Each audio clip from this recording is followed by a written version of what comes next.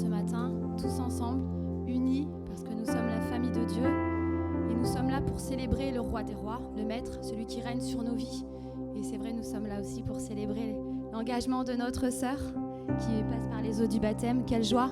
Je vous invite à vous lever. On va prendre ce chant de l'ombre à la lumière. Amen.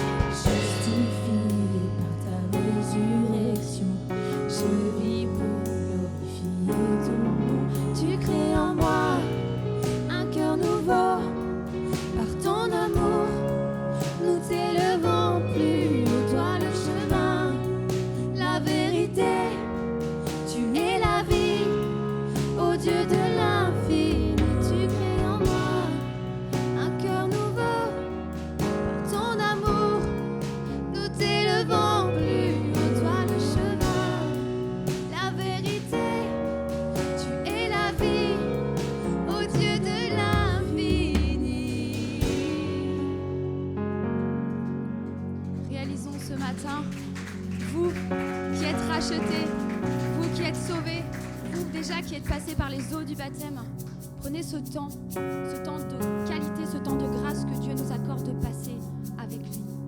Prenez ce temps, toute intimité. Commencez à fermer vos yeux, à rechercher sa face, à rechercher sa présence.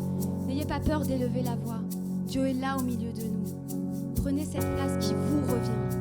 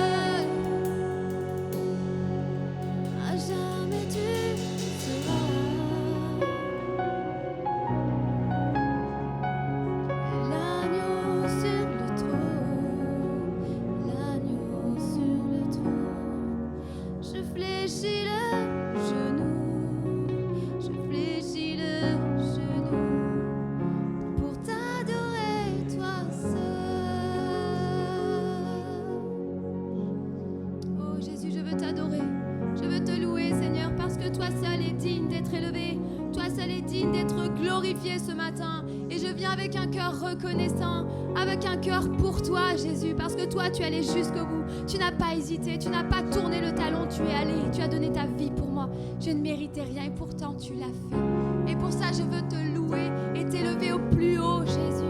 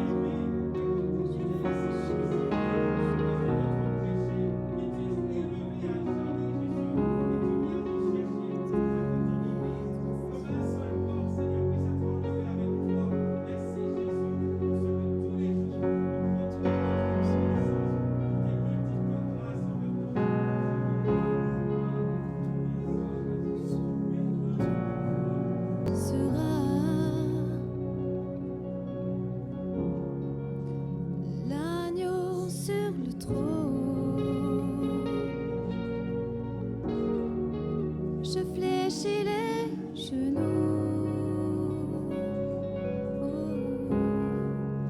pour t'adorer toi seul.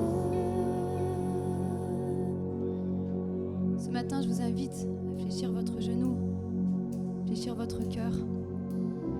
Si c'est lui seul que nous devons l'adorer, alors nous devons être dignes de lui. Et je vous invite encore, à travers ce prochain chant, à vous placer devant lui. Et j'ai dans mon cœur, je voudrais vous partager quelque chose pour ce chant. Si toi tu es seul en ce moment, que tu passes un moment difficile, sache que tu n'es pas seul. Là tu es la famille de Dieu, nous sommes là et il y a Jésus qui est là. Dieu il sera toujours avec toi. Dans les bons moments, dans toutes circonstances, il sera là. N'oubliez pas ces paroles. Si un jour vous êtes fatigué, repensez à ces paroles et à ce chant. Combien il a pu combler mon cœur. Et je voulais vous partager ce matin.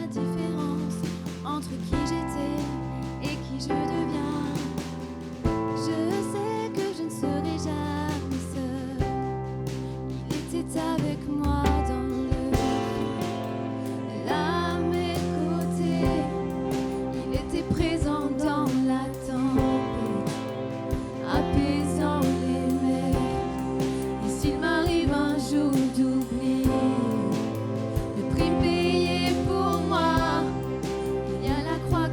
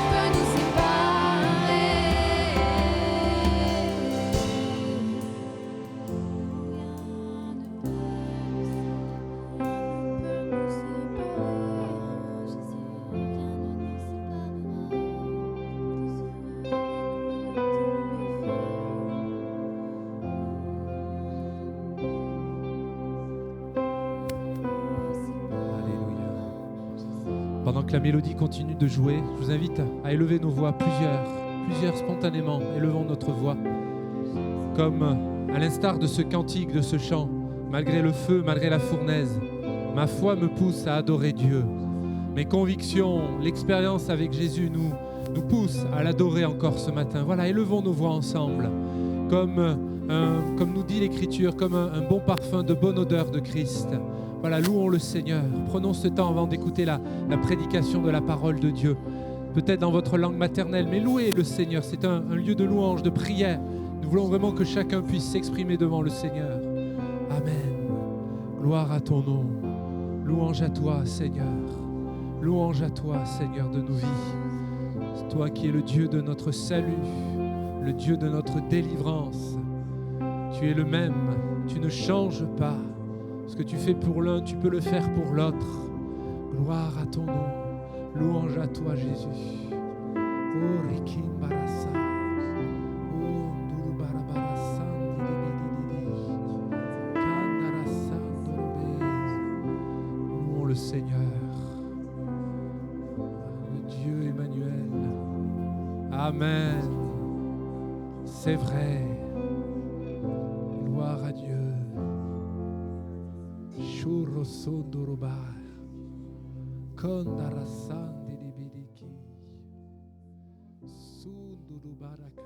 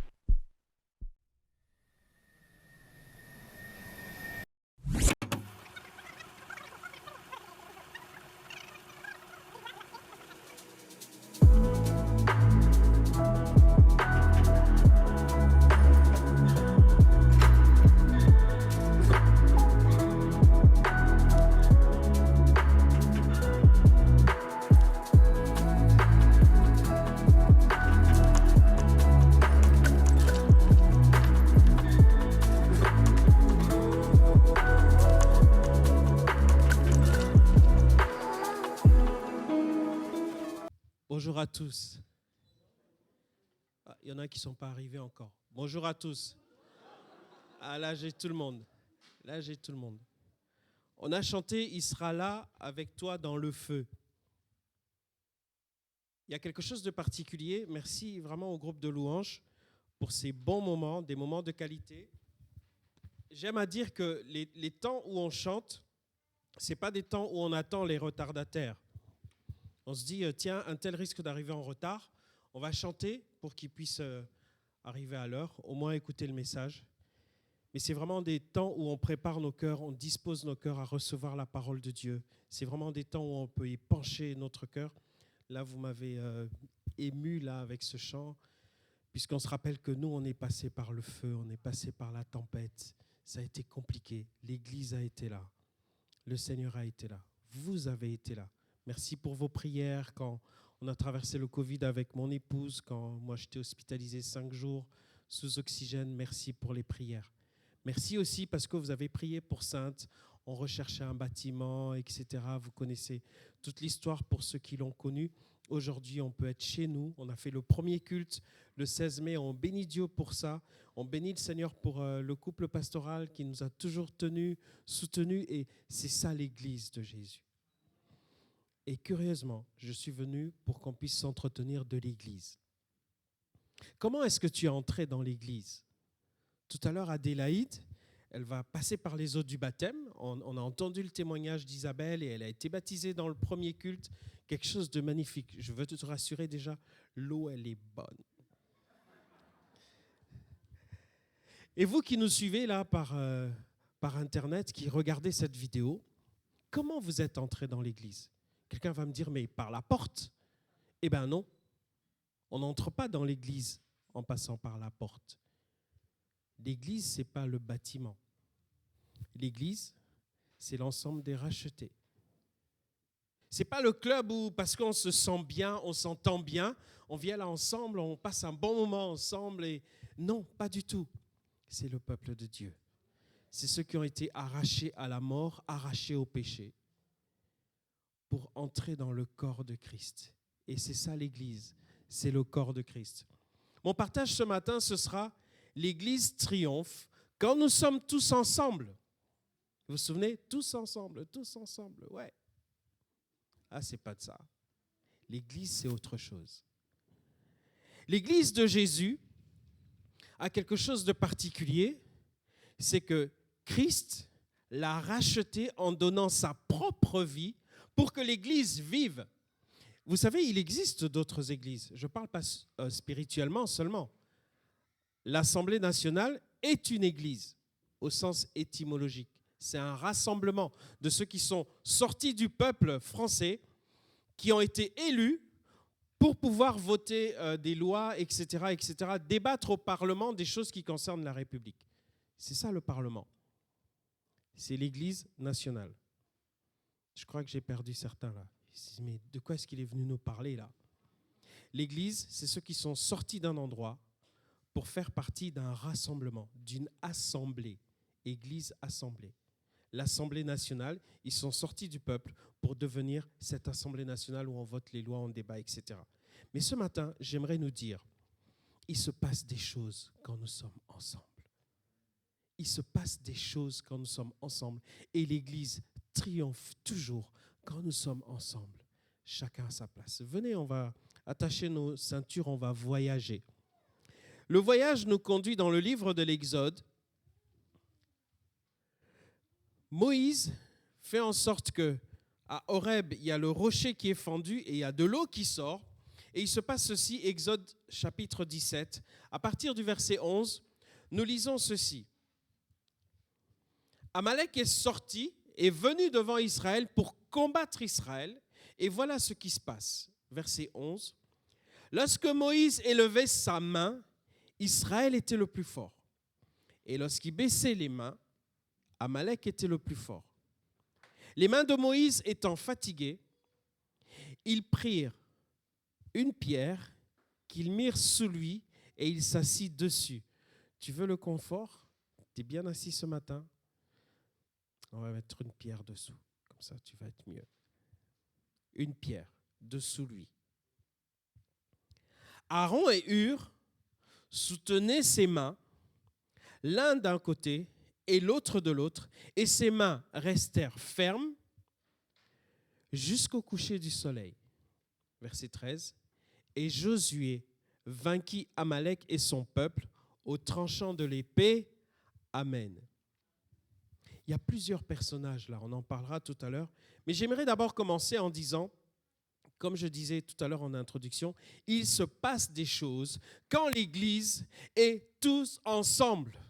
Il se passe de belles choses, tous ensemble. Première chose, c'est le psaume 133. Vous voulez qu'on aille faire un petit tour là-bas? C'est un magnifique psaume avec une très belle promesse. Psaume 133, voilà ce que David dit. Voici, oh, qu'il est agréable, qu'il est doux pour des frères, des sœurs de demeurer ensemble. C'est comme l'huile précieuse qui, répandue sur la tête, descend sur la barbe de Aaron, qui descend sur les bords de ses vêtements. C'est comme la rosée de l'Hermon qui descend sur la montagne de Sion, car c'est là que l'Éternel envoie la bénédiction et la vie pour l'éternité. Amen. Lorsque 2 ou 3 sont assemblés, le Seigneur, il est au milieu d'eux. Lorsque je prie, je suis dans ma chambre, tout seul, je ferme derrière moi. Mon Père qui est dans le secret, qui me voit, qui m'entend, il me rendra, il écoute ma prière. Mais ici, il est dit, lorsque nous sommes ensemble, il y a quelque chose de particulier. Quelque chose de particulier, la vie et la bénédiction. Ce n'est pas quand tu es tout seul chez toi. Ce n'est pas quand tu es retranché chez toi. Ce n'est pas quand tu veux vivre l'église tout seul. Aujourd'hui, certains nous disent, oui, l'église, bof, tu n'as pas besoin de l'église. Quand je suis chez moi, le Seigneur m'entend. Je peux lire la Bible tout seul, etc., etc. OK. Mais quand Paul dit à Timothée que tes progrès soient évidents pour tous, quand tu vis l'église tout seul chez toi, en zappant, tes progrès sont évidents pour qui? Bien sûr, quelqu'un dira, Dieu voit mes progrès. C'est très facile. Paul dit à Timothée que tes progrès soient évidents pour tous. Ça veut dire que l'Église se vit ensemble. Ils étaient tous ensemble dans le même lieu. Ça me rappelle le deuxième aspect du tous ensemble, la Pentecôte. La Pentecôte. Est-ce que vous savez que Marie était pentecôtiste? Elle était là le jour de la Pentecôte. Amen. Une femme de Dieu, une femme de l'Esprit, une femme qui voulait être remplie de l'Esprit, une femme qui voulait devenir un témoin, une femme qui voulait dire des merveilles de Dieu en langue, une femme qui voulait s'édifier elle-même comme tous les 120 autres. Ils étaient tous ensemble le jour de la Pentecôte. Et parce qu'ils étaient tous ensemble, le Seigneur leur a dit, je vais répandre de mon esprit. Restez ici à Jérusalem. Et ils ont attendu le temps qu'il faut. Ils ont été tous remplis du Saint-Esprit. Et je disais au premier culte, c'est particulier. Avec Dieu, comment il procède? C'est que lorsqu'on est tous ensemble, il bénit chacun en particulier.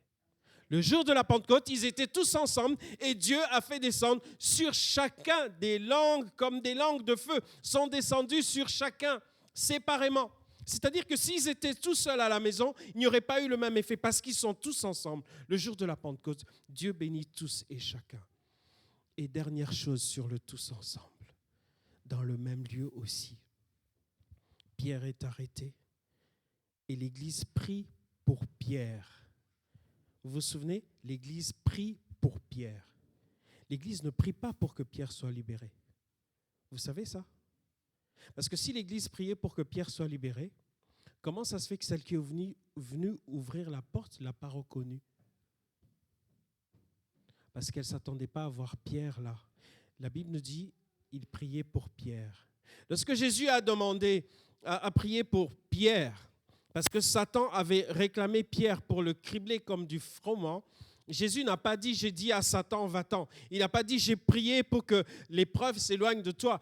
La Bible nous dit, Jésus dit à Pierre, j'ai prié pour toi, pour que ta foi ne défaille point.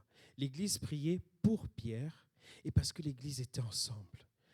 Le livre des Actes nous dit, le lieu où ils étaient assemblés trembla. Amen. Lorsque l'Église est ensemble et qu'elle est en train de prier, il y a des choses qui changent, il y a des choses qui tremblent, il se produit des choses sur la terre, il se produit des choses dans les cieux, il se produit des choses dans le cœur. Alors l'Église qui est toute ensemble, qu'est-ce que ça veut dire? Cette Église, elle ressemble à quoi? Si tu veux l'Église parfaite, je te dirais, ne viens pas à La Rochelle. Si tu cherches l'Église parfaite, je te dirais, ne viens pas à Sainte. La Rochelle, je ne peux pas en parler, je ne suis pas ici tout le temps. Mais à Sainte, j'en sais quelque chose. Si tu veux l'Église parfaite à Sainte, quand tu vas venir, dès que tu vas me voir, tu vas comprendre qu'elle n'est pas parfaite. Et à La Rochelle, rien que parce que tu viens, l'Église devient imparfaite. L'Église parfaite. Ah, il y a une Église parfaite, celle que Jésus prépare, comme une épouse, sans tache, ni ride, ni rien de semblable. Et c'est cette Église-là qui va enlever, parce que c'est lui qui la prépare. Mais l'Église que je prépare moi à la façon humaine, elle restera toujours imparfaite. Alors j'aimerais te dire, l'Église, c'est le corps de Christ. Amen. À l'intérieur, il y a des membres. Corps de Christ, et Christ, lui, il est la tête de l'Église. Amen. Un peu de biologie là. La tête et le corps. Dans la tête, il y a le cerveau. Dans la tête, il y a le caput, le chef, celui qui donne l'orientation, celui qui donne les directives, celui qui donne le tempo, c'est le cerveau. Si ton cœur bat, c'est parce que le cerveau donne des ordres particuliers au cœur pour qu'il puisse battre.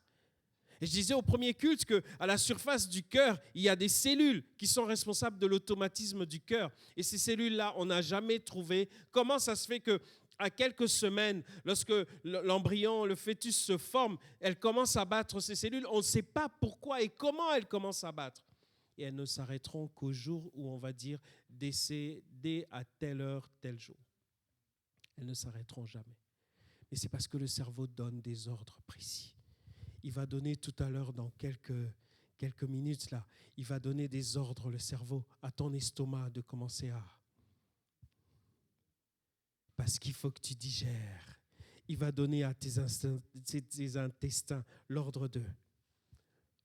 pour que tu puisses te soulager de tout ce que tu as mangé. Il va donner l'ordre aux surfaces de tes organes, qu'elles puissent retirer les aliments qu'il faut pour que ce soit distribué partout. Tout ce que tu manges va être découpé en éléments simples, glucides, lipides, protides, etc., etc. On finit la bio, on revient là. L'Église, le corps, Jésus la tête. Je ne sais pas, en te promenant à La Rochelle, si tu as déjà vu une tête qui se promène sans corps.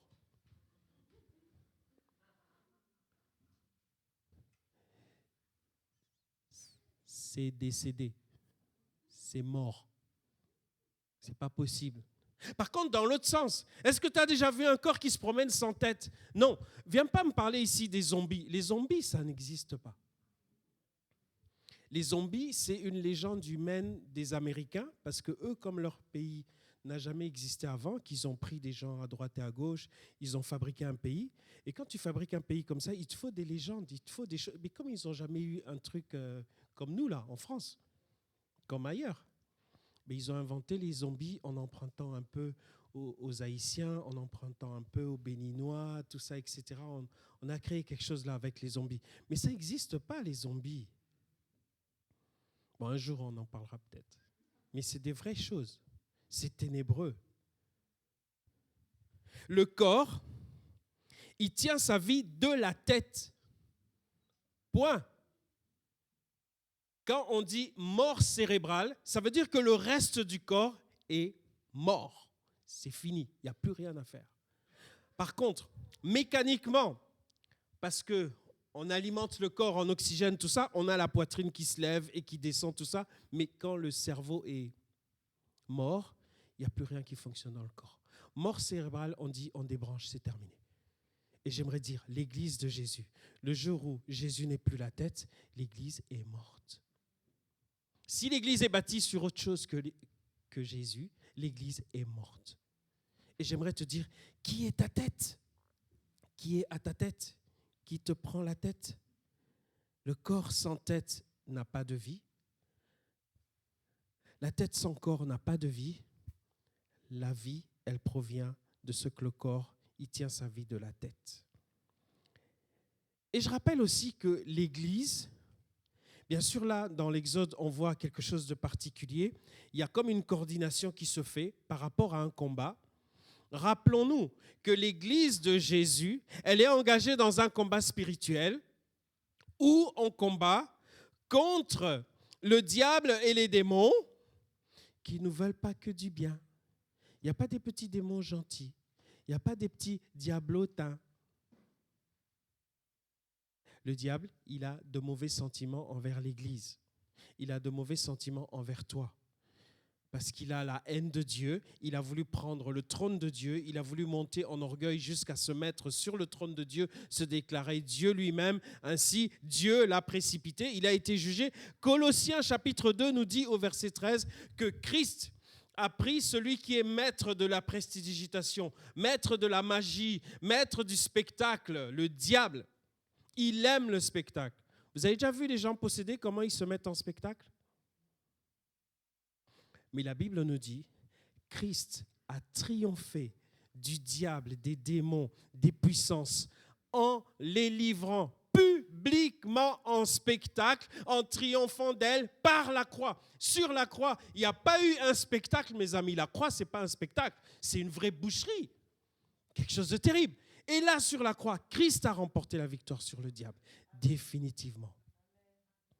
Alors, si tu es dans la victoire que Christ a remportée pour toi, à ta place, il a remporté la victoire sur le diable, pourquoi tu le chasses partout comme ça, tout le temps? Tu ouvres ton robinet, au nom de Jésus, purifie cette eau. Tu prends ta cuillère comme ça, au nom de Jésus, ce café. Doucement. La Bible nous dit, tout est sanctifié par la prière. Tu pries pour ton petit-déj, tu manges. Tu ne vas pas chasser les démons dans chaque partie de ton repas. Je crois que tu risques de boire du café froid. Tu chasses dans le sucre, tu chasses dans la cuillère, tu chasses dans la tasse, tu chasses dans la sous-tasse, mais tu t'en sors plus. Comme quand on est là, tu commences à sommeiller comme ça. Moi, j'aimerais te dire, samedi, dors plus tôt. Parce que si tu sommeilles dans le culte, commence pas à chasser les démons du sommeil. Moi, je peux vous donner une astuce pour chasser les démons du sommeil. Tu t'allonges. Quand tu sommeilles là comme ça, tu t'allonges. Tu vas voir, le démon va partir tout seul. Ce n'est pas un démon, c'est juste le sommeil, c'est de la fatigue. Repose-toi. Chasse pas les démons du sommeil. Je disais ça au premier culte, ça me rappelle une histoire lorsque je suis arrivé du Congo, que j'étais à Paris. On était dans l'église et le pasteur, le mardi soir, il y avait des mardis particuliers où on passait des temps de prière. L'église était ouverte de 6h30 jusqu'au soir, pas loin de 10h. On priait, tu viens, tu passes le temps que tu veux dans la prière, tu pries dans la position que tu veux, tu pries debout, assis, couché. Il y avait du monde partout, on priait.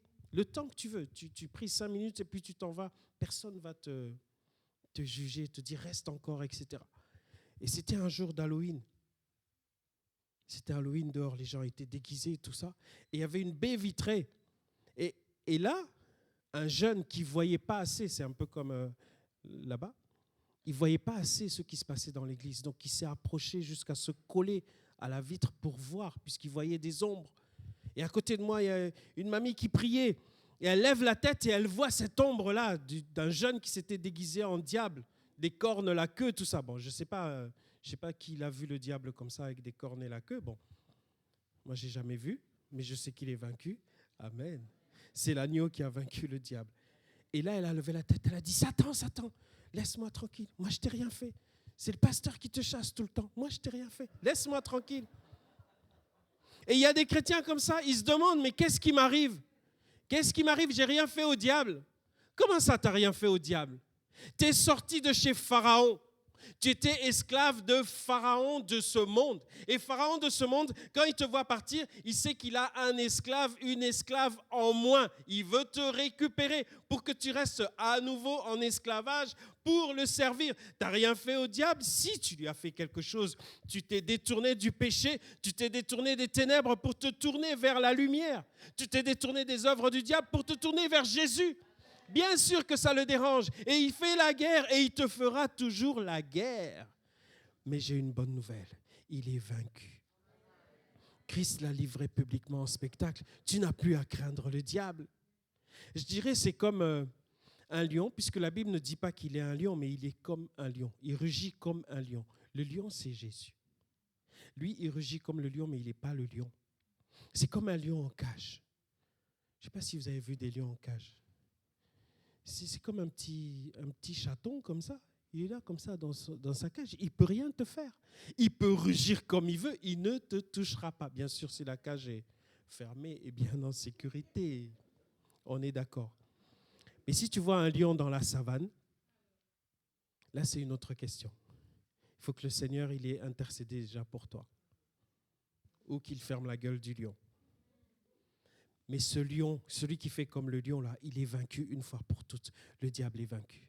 Et l'église de Jésus, elle est celle pour qui Christ a donné sa vie. Christ a versé son sang pour que l'église puisse vivre.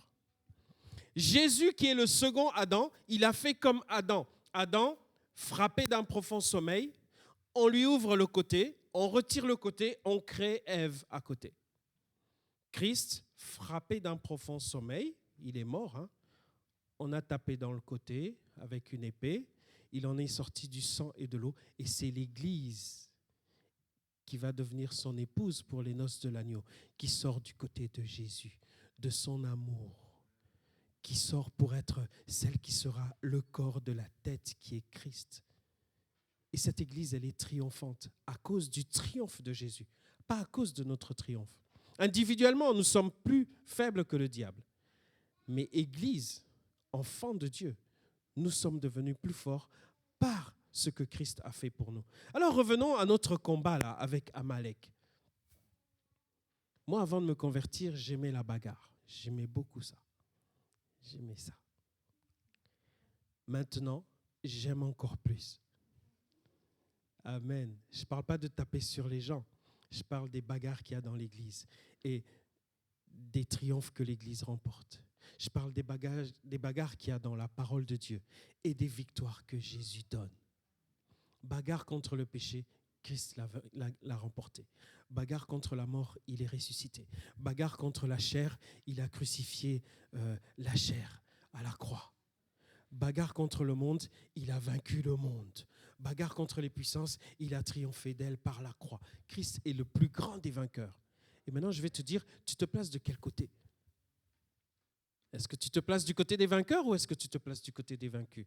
Christ a triomphé et l'Église triomphe lorsqu'elle est ensemble. Maintenant, Église de Jésus, il y a une bataille à Amalek. Israël n'a rien demandé, c'est Amalek qui vient pour lui faire la bagarre, qui vient pour lui faire la guerre, parce que c'est une tribu qui sort d'une liaison incestueuse, là, comme ça, on ne revient pas sur cette partie difficile de la Genèse, mais Amalek, elle fait la guerre à Israël.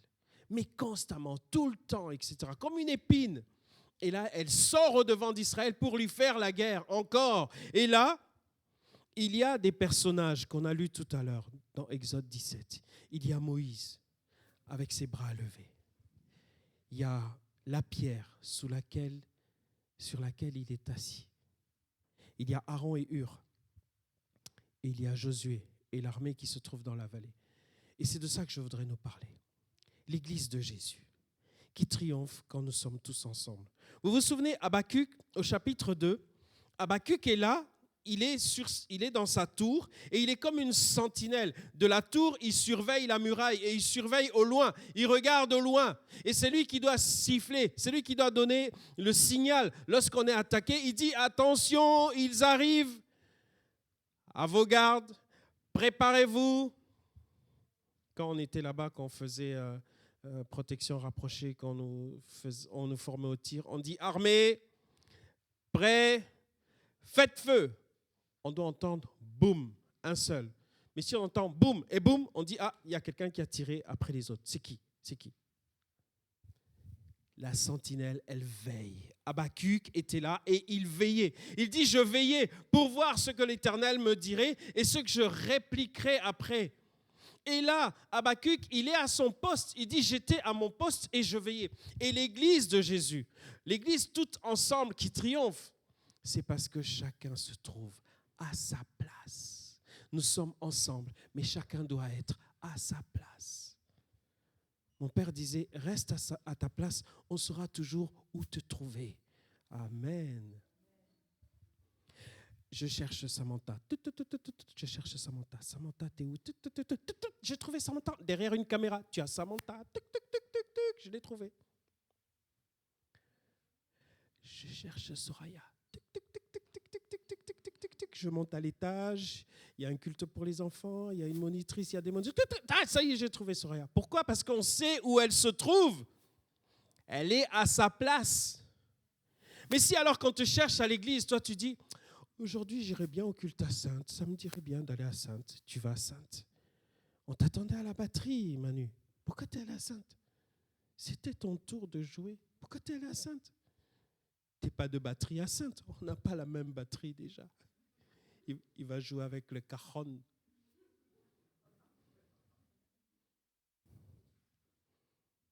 Prenons la place de Moïse. Moïse, Dieu lui demande, il lui dit, pour cette victoire avec Amalek, vous voyez que Dieu ne fait jamais les choses de la même façon. Un jour, il leur dit, faites le tour 7 jours, et le 7e jour, faites le tour 7 fois, et puis criez, tout ça, etc., et les murailles vont tomber. On dit, ça y est, on a trouvé le plan de bataille. On fait le tour, et puis après, on crie. Non, ici, c'est pas ça. Vas-y avec Amalek, fais leur tour 7 jours. Et le 7e jour, fais 7 fois le tour, tu vas voir ce qu'Amalek va te faire. Dieu n'est pas celui qui fait toujours les mêmes choses, hier, aujourd'hui, éternellement. Hébreux 13:8 nous dit, le Seigneur est le même hier, aujourd'hui, éternellement. Ce n'est pas dit, il fait les mêmes choses. Il est capable de faire les mêmes choses, mais il ne fait jamais les mêmes choses. Jésus qui guérit les aveugles, c'est jamais pareil. Il guérit les sourds, c'est jamais pareil. Il ressuscite, c'est jamais pareil. Il n'y a pas de formule magique. Quand tu vois Joël là, avec sa guitare, tu dis, ah, ça y est, j'ai trouvé. C'est un do, c'est un do, do, c'est un do. Il n'y a pas que do dans la guitare. Il y a les mineurs, les majeurs, il y a d'autres notes. C'est riche. Amen. Ça veut dire que Moïse qui est là, Dieu lui donne un plan de bataille, Dieu lui donne une façon de fonctionner qui n'est jamais la même. Donc Moïse doit être à l'écoute de Dieu. L'Église doit être à l'écoute de Dieu pour savoir ce qu'elle lui dit. Et Moïse a les mains levées pour que Israël soit plus fort.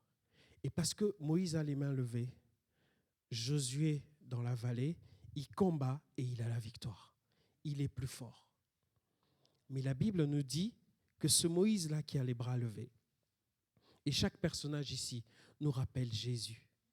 Moïse avec ses bras levés qui intercède nous rappelle Jésus qui est l'intercesseur, qui est le souverain sacrificateur, qui plaide notre cause. Et Hébreux nous dit, au chapitre 4, verset 15, la Bible nous dit, nous avons un souverain sacrificateur, qui lui a été tenté en toutes choses comme nous, sans jamais pécher. Et c'est pour ça qu'il peut nous comprendre, c'est pour ça qu'il peut avoir de la compassion avec l'épreuve, avec la tentation que je traverse, puisque lui-même, il a été tenté aussi en toutes choses.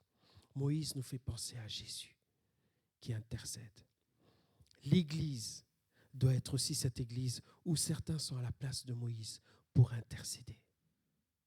Il y en a 5 minutes de prière. C'est bon, ça y est, c'est fini. C'est comme ça qu'ils sont. Il ne faut pas les blâmer. Il y en a d'autres, 1 heure de prière, mais comme un rien. Il y en a d'autres, ils vont passer la journée en prière, comme un rien. Mais si tu es Moïse, mais on lui a dit, jusqu'au coucher du soleil, il devait avoir les mains levées pour que la victoire soit consommée. Jésus, jusqu'au bout, il intercède pour toi. Il intercède pour son Église. Il est notre avocat. Il plaide notre cause auprès du Père. Deuxième aspect qu'on voit, c'est cette pierre. Cette pierre-là, sur laquelle Moïse s'assoit. Je crois que Moïse, il a dû essayer plusieurs positions. Vous savez, quand vous êtes mal assis, ici, on est bien assis, n'est-ce pas? On est bien. Je vois personne qui se tortille là. Sauf si tu as des problèmes de santé.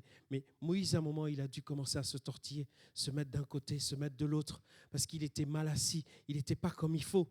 Il n'y avait pas une assise ferme sur laquelle il pouvait se reposer. Et l'Église de Jésus, elle se repose sur cette pierre, sur ce roc qu'est Jésus. Celui qui construit sur le rocher, il construit sur le dur. La Bible nous dit qu'il est la pierre angulaire qui donne l'orientation du bâtiment, qui donne la profondeur du bâtiment, qui donne les autres pierres qui vont venir sur lesquelles on va s'appuyer pour que le bâtiment puisse s'édifier. Et l'Église est bâtie sur Jésus comme fondement. Si l'Église est bâtie sur autre chose comme fondement, c'est comme un club. L'Église, ce n'est pas le club de ceux qui aiment Jésus. L'Église, ce n'est pas le club de ceux qui disent « Amen » après une bonne parole du pasteur. D'ailleurs, il y a des paroles pour lesquelles on ne veut pas dire « Amen ». Hein?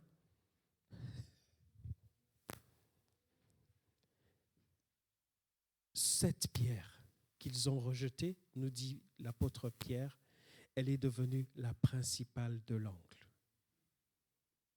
Et l'Église de Jésus, le corps de Christ, qu'est l'Église, parce qu'il est établi sur cette pierre, rien ni personne ne peut renverser l'Église. Rien ni personne ne peut remporter de victoire sur l'Église parce que c'est lui, Jésus, qui l'a construit. Et il l'a construit sur lui-même. Amen. Ce n'est pas construit sur quelqu'un. Mais dans ce que Dieu a fait de construction de l'Église, il a mis un ordre. Il a mis des membres, chacun à leur place, pour que le corps fonctionne en pleine harmonie. Il n'a pas mis le nez à la place du cerveau. Vous imaginez s'il y a le nez à la place du cerveau? Je sens du sang, je sens du sang. Non, ça ne va pas le faire. Ce n'est pas bon du tout. Cette pierre-là, ce Jésus-là, c'est celui sur lequel nos vies sont fondées, nos vies sont bâties. En plus de Moïse qui a les bras levés, qui intercède, comme Jésus qui est notre intercesseur, en plus de cette pierre qui soutient toutes choses, j'aimerais te dire, il y a Aaron et Hur. La Bible nous dit qu'il fallait que Moïse il ait les mains levées jusqu'au coucher du soleil. Vous voulez qu'on essaye là, jusqu'à la fin de la réunion, de lever les bras? Bon, moi, depuis le Covid, c'est devenu un peu difficile. Je ne pourrais pas le faire longtemps. Mais lui, c'était jusqu'au coucher du soleil. Du moins, il devait voir la victoire avec ses mains levées. Lorsque ses mains se fatiguaient, qu'il les baissait, c'est Josué qui prenait une raclée. Laisse-moi te dire, l'Église triomphe quand chacun est à sa place, quand nous sommes tous ensemble. Qui est le plus grand? Est-ce que le plus grand, c'est Moïse qui lève ses mains? Est-ce que le plus grand, c'est cette pierre sur laquelle il est assis? Est-ce que les plus grands, c'est Aaron et Hur? La Bible nous dit, portez les fardeaux les uns des autres. Galates 6, 2. C'est-à-dire que Moïse qui a ses mains qui commencent à devenir lourdes, il ne peut plus supporter de les lever. Il y a un Aaron à côté, il y a un Hur de l'autre côté pour le porter, pour ne pas qu'il tombe, pour ne pas que ses bras tombent. Et les bras de Moïse qui tombent, c'est un dégât dans la vallée parce que Josué se prend une raclée. Et j'aimerais te dire, ton frère, ta sœur, qui est en train de déguster des moments difficiles, il a besoin, pas que tu puisses partager ses fardeaux. Parce que quand on partage ce qu'on veut. Hein. Ah, Cédric, je te donne ça, je garde l'autre. C'est ça le partage. Mais on ne dit pas de partager. Galates nous dit porter. Tu me donnes ce fardeau-là, s'il te plaît? Je le porte, je l'endosse, je le prends sur moi. Et Dieu sait qu'en tant que membre du corps, puisque l'Église qui est un corps, elle a des membres à l'intérieur. Et si on revient à de la biologie, chaque membre, il fait partie du corps et il est à sa place et il a une mission particulière pour l'ensemble du corps. Chaque membre n'est pas là pour se faire valoir lui-même. D'ailleurs, quand tu lis 1 Corinthiens 12, Paul nous dit très clairement que les membres qui ont plus d'honneur, on n'a pas besoin de leur en donner plus. Mais les membres qui ont moins d'honneur, on leur donne plus d'honneur. Laissez-moi vous parler des orteils, puisque j'en ai parlé au premier culte. Moi, quand j'ai rencontré Françoise, dans le mauvais trip, là, je regarde ses orteils. Oh là là, j'ai jamais vu des orteils comme ça. Ah, c'est la première fois. J'ai jamais vu des orteils pareils. Ils sont ordonnés, ils sont parallèles. Waouh, tes orteils. Moi, je vais t'épouser. Tes orteils, franchement. Ah ouais. C'est arrivé à quelqu'un, ça? Vous qui êtes mariés? Vous qui fréquentez? C'était ses orteils? Non? Ah ben, on ne va pas la baptiser, hein?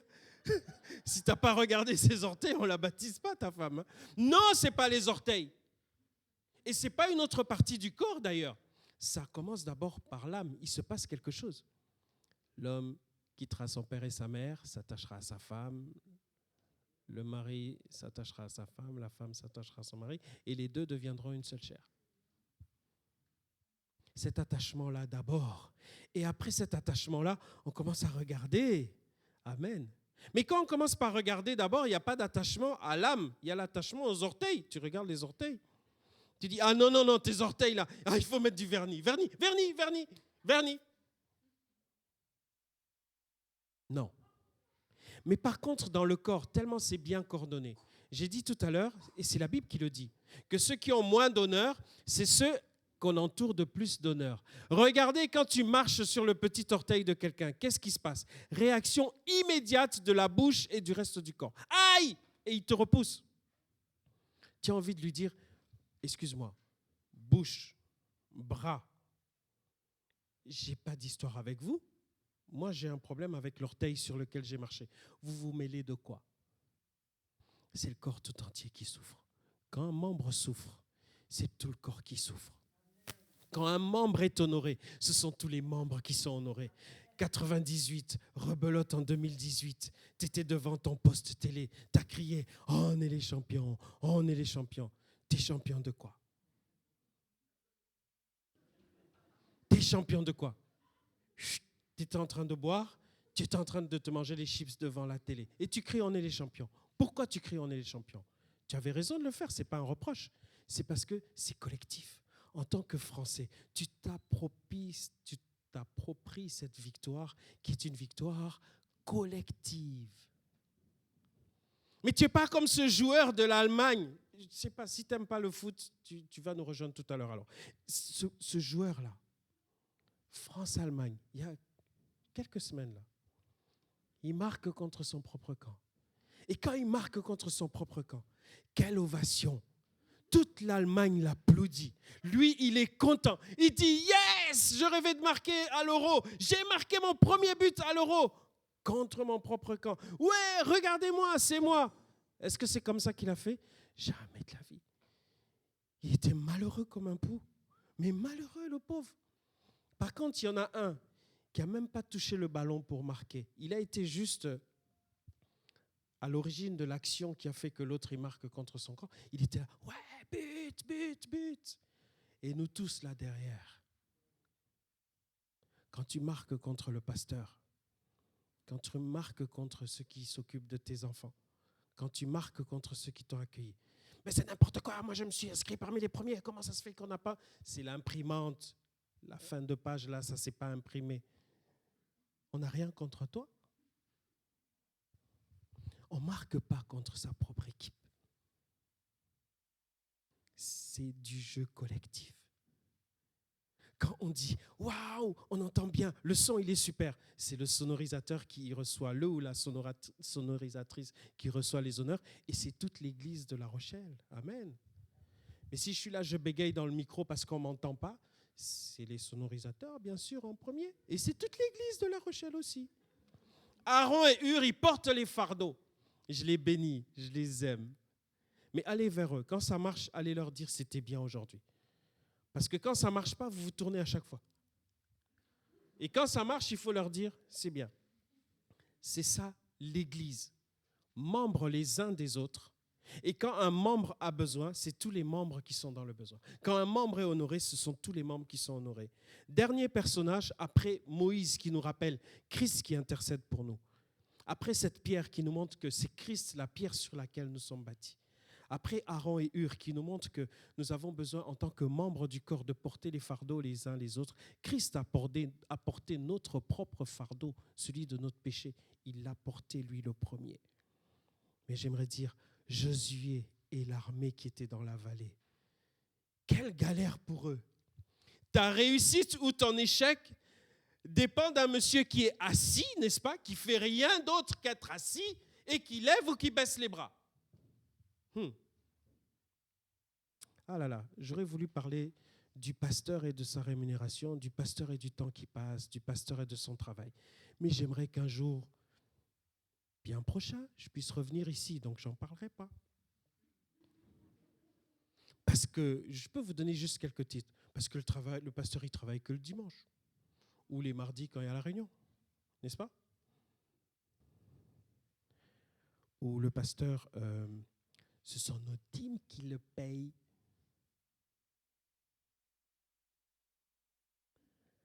J'ai perdu quelques-uns. Ce sont nos dîmes qui payent le pasteur. Je sais qu'en plus, comme c'est enregistré, il y en a qui vont commencer à bouger dans leur fauteuil. Donc quand tu donnes ta dîme, tu dis au trésorier, moi, je veux que ces sous-là, ce soit pour payer le pasteur Cédric. Qui fait ça ici dans l'église? C'est bien ce que je croyais. Donc ta dîme, tu la donnes à l'église, tu la donnes au Seigneur. Amen. Et le conseil d'administration a prévu la rémunération du pasteur et lui donne une rémunération parce que tout ouvrier mérite salaire. Et si tu veux qu'on soit encore plus biblique, je peux aller encore plus profond que ça, mais ça va faire mal. Parce que la Bible dit que celui qui reçoit l'évangile partage ses biens avec celui qui lui donne l'évangile. Donc quand tu vas un mois en vacances en Espagne, que tu as la maison avec villa qui reste toute seule pendant un mois parce que tu es en Espagne, donc il faudrait que tu partages ton bien là de maison avec piscine là avec le pasteur qui ne part pas en Espagne pendant un mois. C'est ce que veut dire le verset. Amen. Il n'y a pas de amen. C'est comme ça. C'est qu'il y a une bataille, il y a une guerre. Josué, il est dans la vallée et Moïse, lui, il est juste assis à lever les bras, je gagne, à baisser les bras, je ne gagne pas. Mais Josué, il peut avoir une révolte, de dire, mais est-ce que tu te rends compte du travail que je fais? C'est moi qui tiens l'épée, oh. Et toi, tu fais que... C'est quoi ton travail? Je lève les mains, il gagne, je baisse les mains. Josué, il est à la pointe du combat. Il est en face de l'adversaire. Et Jésus est ce Josué. D'ailleurs, Jésus et Josué, c'est la même racine. Ça signifie Dieu sauve. Ça signifie Dieu sauve. Et Josué a remporté la victoire en étant sur le terrain du combat. Éphésiens 6, au verset 12 nous dit, nous n'avons pas à lutter contre la chair et le sang. Il n'y a pas à sortir là-bas à dire, viens, si tu es un homme, viens, si tu es une femme, viens, on se bat. Non, ce n'est pas ça dans l'église. On n'a pas besoin de se battre. Moi, je veux que l'estrade, elle fasse 10 cm. Moi, je veux qu'elle fasse 50 cm. Excuse-moi, mais les inconvertis, ils vont venir avec un mètre. Ils vont venir comme ça avec le mètre. Bon, écoutez, je suis dans l'église évangélique de La Rochelle. Je veux savoir combien mesure, quelle est la hauteur de l'estrade quand même. Ah non, ce n'est pas la bonne hauteur, je vais ailleurs. Ouais, franchement, c'est pas ce qu'il faut. Ça se passe comme ça chez vous? Mais par contre, il y en a qui vont se déchirer sur les centimètres ici. Ça va être terrible. Franchement, le combat, c'est autre chose, c'est spirituel. Ce n'est pas contre la chair et le sang, mais c'est contre les principautés, les dominations, les esprits méchants. Donc, tout à l'heure, Adélaïde va passer là pour se faire baptiser, et pendant qu'elle est en train de marcher pour descendre, je fais un croche-pied comme ça. Et puis, plouf, je dis, eh ben oui, Adélaïde, tu vois, tu es déjà baptisée, hein? Et c'est bien. C'est ça que c'est méchant. Tu lui as fait quelque chose de mal et tu te réjouis. Ah, ah, ah, t'es tombé. C'est pas comme ça qu'on fait des fois? Ah, ben tu te souviens de Lucien? Eh ben il est tombé. Eh ben bien fait. Je savais que ça devait arriver. C'est ça qui est méchant. Pleure sur lui. Prie pour lui. David, quand il a su que Saül et son fils Jonathan étaient morts, qu'est-ce qu'il a dit? Ne l'annoncez pas aux ennemis du peuple. Et il a dit, je pleure, et il a porté le deuil. Pour quelqu'un qui s'était détourné de Dieu, je referme la parenthèse. Josué, il était là, au plus fort du combat, parce que c'est un combat qui est spirituel. Et deuxième chose par rapport à ce combat, c'est 2 Corinthiens 6 au verset 7, c'est une vraie pépite. Elle dit, les armes avec lesquelles nous combattons, en plus d'être spirituelles, elles sont offensives et défensives. Ah, moi j'aime ça. Vous avez remarqué que j'aime les choses de l'armée, hein? Ben oui. Quand tu vois le soldat dans Éphésiens 6, tu dis, ils ne sont pas là pour rigoler, les chrétiens. Hein? Ce n'est pas parce qu'on est faible qu'on est des croyants. Au contraire, il faut être fort pour rester croyant. Adélaïde, c'est écrit, quand on te frappe à la joue gauche, tu tends la droite avec le sourire. Hey, c'était bien, donne de l'autre côté. C'est comme ça? C'est facile à faire? Pas du tout. Si tu n'es pas né de nouveau, aime ceux qui te persécutent. Si tu n'es pas né de nouveau, ce n'est pas possible. Donc il y a une guerre spirituelle. Et dans cette guerre spirituelle, Christ a déjà vaincu. Parce que les armes avec lesquelles on combat, elles sont spirituelles, elles sont puissantes par la vertu du Saint-Esprit, elles sont offensives. C'est-à-dire, on te dit, tu ne tueras point, c'est la parole qui est offensive. Tu ne tueras point, donc tu la donnes à l'autre en lui disant, ne tue pas. Mais alors que tu donnes à l'autre cette parole qui dit, ne tue pas, cette parole qui est comme une épée, il y a un autre bord aussi, un autre tranchant qui est pour toi, qui te dit, toi-même, tu ne tueras pas non plus. Et Hébreux 4,12, la parole est plus tranchante qu'une épée quelconque à 2 tranchants, pour séparer jointure et moelle, âme et esprit, les pensées de l'homme et les pensées de Dieu, etc. Josué, il a une arme terrible, une épée. Et Christ s'est dit que Christ est la parole faite chair. La Bible nous dit dans l'Apocalypse qu'avec sa langue, avec sa bouche, avec sa parole, une épée sortira de sa bouche et détruira. Amen. C'est un combat réel parce que le diable qui s'est élevé contre Dieu, il a été précipité sur la terre. Et ici, nous finissons en disant, l'Église, corps de Christ, c'est quand elle est ensemble, chacun à sa place, qu'elle remporte des victoires. Laissez-moi juste vous parler d'un cauchemar avant de conclure. C'est Josué qui est dans la vallée avec son épée, qui dit, mais pourquoi c'est toujours Moïse qui est en haut là-bas? Moi, je vais y aller en haut, je veux lever les mains. Ça ne donne pas la même chose. Il ne pourra pas tenir toute la journée. Aaron et Hur qui sont là-bas, qui disent à Moïse, bon écoute Moïse, vu que tu fatigues, bouge de là, moi je vais m'y mettre. Et tu fais comment là quand tu lèves les mains? C'est pas ça. C'est pas Shiva dansant avec ses 6 mains ou je sais plus combien là, ses 4 mains. Non, c'est pas ça. L'Église, c'est plus sérieux que ça. C'est quelque chose de spirituel, où chacun a sa place. La Bible nous dit, et c'est ma conclusion, 1 Pierre 4,10, chacun est à sa place. Parce que ce que tu as reçu, le don que tu as reçu, le talent que tu as reçu, la capacité que tu as reçue de Dieu, qu'on t'a apprise, que tu allais apprendre à l'école, etc. La Bible nous dit, mets-la à la disposition des autres, mets-la à la disposition de l'Église, mets-la à la disposition de ta communauté, mets-la à la disposition de ton pays. Parce que si tu meurs avec un talent que Dieu t'a donné ou que tu as appris, c'est un péché. La Bible nous dit de mettre à la disposition du plus grand nombre le talent qu'on a reçu. Tu sais chanter, chante pas que dans ta salle de bain. Chante les louanges de Dieu aussi. Amen.